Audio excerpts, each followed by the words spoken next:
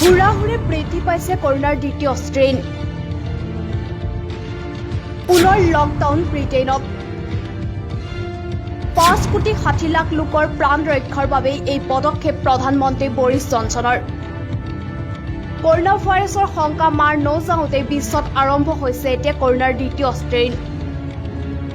Corona ভাইৰাছে সমগ্ৰ বিশ্বতে সংহাৰী ৰূপ ধাৰণ কৰিছিল।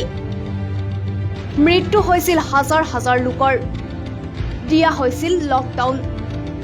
পুনৰ আৰম্ভ হোৱা কৰোনাৰ দ্বিতীয় ষ্ট্ৰেইনৰ বাবে ইতিমধ্যে বিভিন্ন ৰাষ্ট্ৰত ঘোষণা কৰিছে লকডাউন। ব্ৰিটেইনতো দিয়া হৈছে 6টাকৈ সপ্তাহৰ সম্পূৰ্ণ লকডাউন। এই ঘোষণা কৰিছে ব্ৰিটেইনৰ প্ৰধানমন্ত্ৰী বৰিছ জনছনে। লকডাউনৰ সময়ছোৱাত বন্ধ থাকিব স্কুল কলেজো। বিগত বৰ্ষত কৰোনা ভাইৰাছে বিধ্বস্ত কৰিছিল ব্ৰিটেইনৰ স্বাস্থ্য বিভাগ।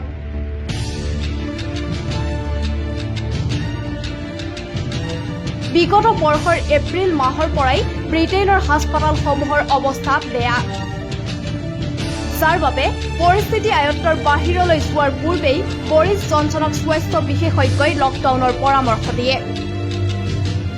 বৰিছ জনছনে কভিড ভেৰিয়েণ্ট নিয়ন্ত্ৰণৰ বাবেই কঠোৰ ব্যৱস্থা গ্ৰহণ কৰা বুলি জনায়। বৰ্তমান কৰোনাৰ দ্বিতীয় ষ্ট্ৰেইনত আক্ৰান্ত হৈ 27,000 লোক চিকিৎসাধীন হৈ আছে ব্ৰিটেইনত। 21 দিনৰ বাবে যুদ্ধকালীন সতৰ্কতা অৱলম্বন কৰা হৈছে ব্ৰিটেইনত। ইতিমধ্যে স্কটলেণ্ডে ঘোষণা কৰিছে লকডাউন।